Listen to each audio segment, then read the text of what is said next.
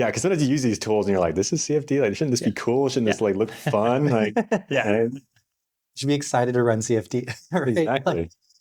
What about you? Did you have any like CFD experience, ML experience before this, or like what led you to want to join in this idea? Yeah, I think what's interesting is going through the metal 3D printing path. Topology optimization or generative design is huge across all the industry, right?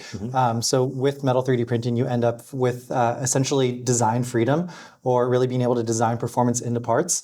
I think a lot of the different types of softwares and applications are super interesting for that, because you can really inch out a lot of performance for most 3D printed parts if you design them well. So like rocket engines can have internal cooling channels to really optimize the performance and keep it at the ideal temperature for your specific operating conditions. So I think I've seen that across a number of different types of applications. But what I think the main challenge is not everything should be 3D printed, and there's definitely a gap in terms of different methodology around what types of parts should be 3D printed and how people can apply different design methodologies into more standard or more incumbent manufacturing processes.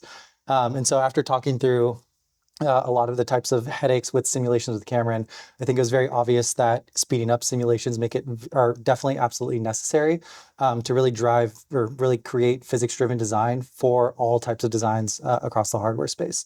So taking a step back and not only looking at metal 3D printed or additively manufactured parts, really using simulation to drive all design across the board and picking the right processes to do it. I like that.